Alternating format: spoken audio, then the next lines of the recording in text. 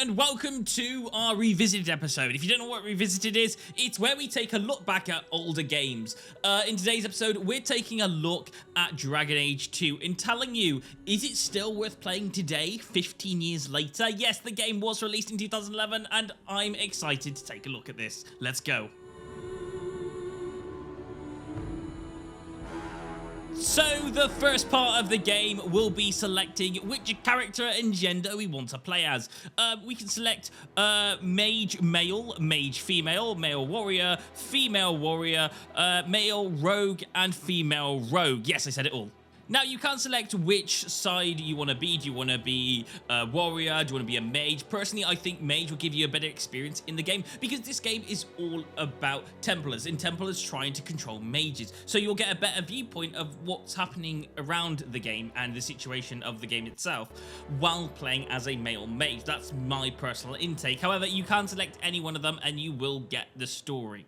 And again, I'll just say mages are best at magic, warriors are best at fighting, and they're the strongest, and rogues are best at lockpicking and doing archery. Anyway, without no further ado, let's go on with the story.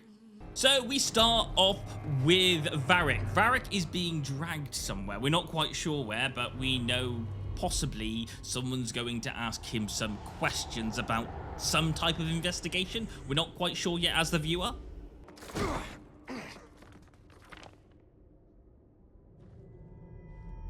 Gentler invitations. So Varric's here and he's being interviewed by Cassandra Pentagust, the Seeker of the Chantry, looking for the champion, the one known as Hawk. Again, that's our player character. What do you want to know? Everything. Start at the beginning. So yeah, a little bit weird. We are now in control of our character, and this is basically the story that Varric is telling to Cassandra about what happened to the champion. So this is the story right here, and basically you're a warrior and you're destroying loads of darkspawn. You even defeat an ogre when Cassandra pretty much says, "That's not what really happened." Does that not match the story you've heard, Seeker? I'm not interested in stories. I came to hear the truth. And that's when the game really lets you create your character in such. Oh, by the way, if you've got the Black Imperium downloaded into your game, then you'll be able to change your face in character features whenever you like. Yes, you have defaults, but you can also change your character features during this menu, and at any point in the story, you can go back to the Black Imperium and change what your character looks like. So, you know, don't worry too much if you get the wrong details at this point in the game. Anyway, we'll continue with what actually happened to your character. Also, there's an event of Dragon Age Origins that you can select. I wasn't able to find mine, so I don't know if this is fully working anymore, but, you know, if it is working for you, then brilliant. You can select previous games via that menu. And by the way, you can also select your difficulty. Please don't select casual. If you want to get a good game experience with this game, I select at least normal, which is what we play the game as when we're playing it today. The Blight have been unleashed on Ferelden. Darkspawn poured out of the wilds, clashing against the army at the ruins of Ostagar. The battle was a disaster. King Cailan died on the field with his men, betrayed by his most trusted general.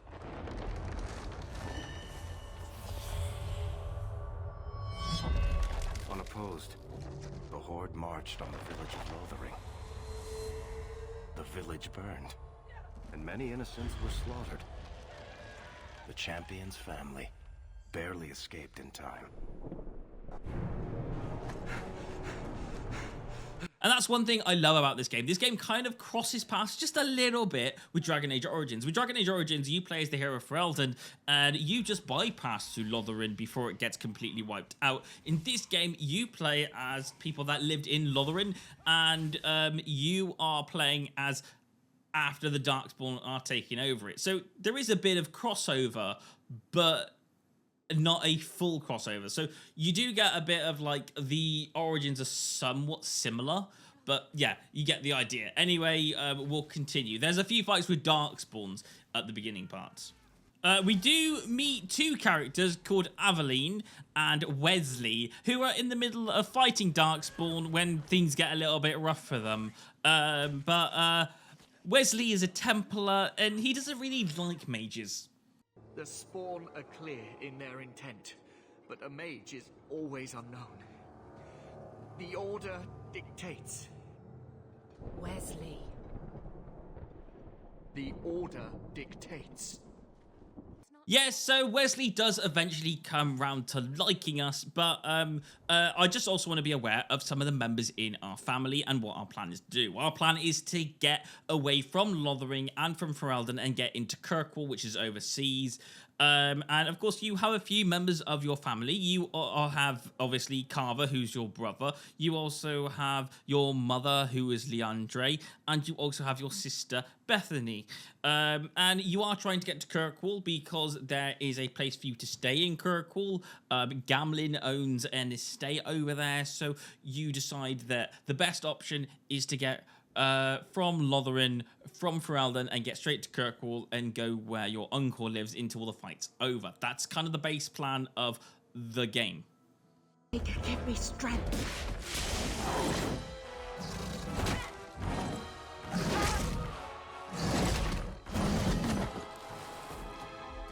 So, yes, at this point in the game, Bethany dies, at least for me, that was. I'm not sure if Carver can die at this particular stage.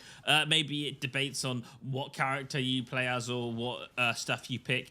But for me, it was Bethany that died in the playthrough. And eventually you do defeat the Org, but, you know, there'll be some emotional stuff with the mum character, Leandre, because obviously her daughter just died.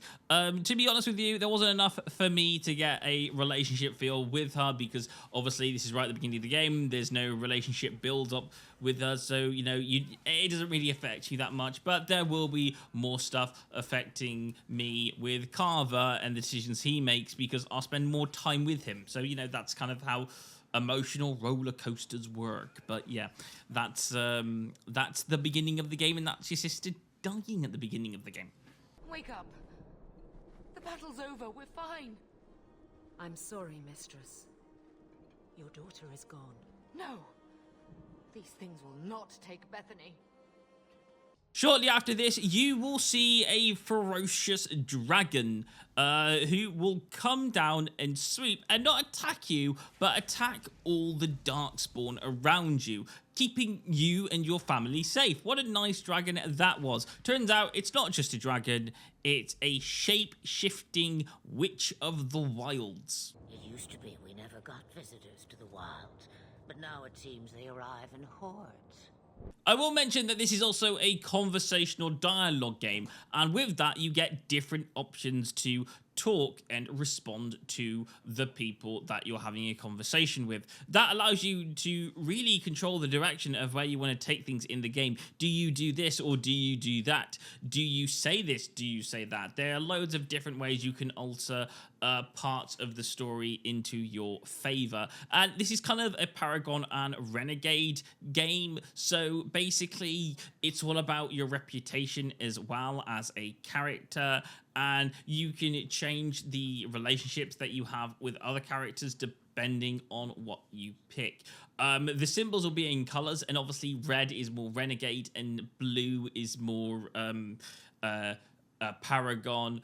You've got kind of like a feather icon, which is nice and peaceful, and you've also got like a purple comedic crown, which is kind of like a laughing thing, and then I think you've got like a diamond as well and a star, and I could go on forever about different symbols, but basically, you know, these are things that you can use in conversation and control how you want conversations to go within the game, which is really nice. It gives you loads of different options to for you to control the story. Any better suggestions? I hear the deep roads are vacant now. Oh, you I like. Anyway, we go back to Varric, and Varric tells the story of how you got your character from Lothering to Kirkwall while getting in face-to-face with a transforming dragon. Mage kept her word and got them to Guaran, where they took ship. They sailed north across the waking sea, lashed by terrible storms. 2 weeks they spent in that dark hold, packed in with the fearful and the desperate. And then they saw it. Kirkwall, the city of chains. Long ago, it was part of the Imperium. Slaves coming from far and wide to work the quarries. Now, it's a free city, but I use the word loosely. Sail through those black cliffs and you'll see what the slaves of old saw. The gallows, welcoming you. That's where their ship landed, with all the rest. So you do eventually make it to Kirkwall via a boat, end up in the gallows areas and having to find the Uncle Gamlin who owns the estate that you've been told about. However, that's not generally the case. After you actually meet Gamlin, he has something else to say. What about the estate? Surely Father left something when he died? Right, about the estate. It's, gone. To settle a debt. I've been meaning to write you. A way to get into the city, though, does appear. You can either get in via joining a group, either a group of, I think it's a group between a group of thieves and a group of mercenaries. There was a little bit of battling involved to prove to myself that I could join the mercenaries, but after that I was then allowed into Kirkwall, and then another Varric speech. Thus began the champion's first year in Kirkwall. Word arrived from across the sea that the hero of Ferelden had defeated the Blight. But Lothering was destroyed. Kirkwall was the champion's home now. So he made his name, settling his debts with the mercenaries. It was a busy year in the city. That's when the Kunari landed. A great storm had caught their ship and left hundreds of warriors stranded in the city, waiting to return home. That's also when the trouble began with the Mages. The Templars had become very powerful under Knight Commander Meredith. But, most importantly, that's when I first met the champion. So the champion wants to level up his status inside the city and make a name for himself, and the way to do that is to go on an adventure with Bertrand, who is going to an adventure in the Deep Roads. However, Bertrand doesn't want us to be part of his group, but don't worry, his brother just so happens to be Varric, who says that there is a way, and that's where we begin our journey. Anyway, guys, there you go. That's Revisited. Hopefully you enjoyed. If you did enjoy, please don't forget to like and subscribe to the content on this channel. There'll be more Revisited episodes in the coming future, and obviously we produce loads of other videos as well. Thank you so much for watching, and I'll see you guys in another video. Goodbye.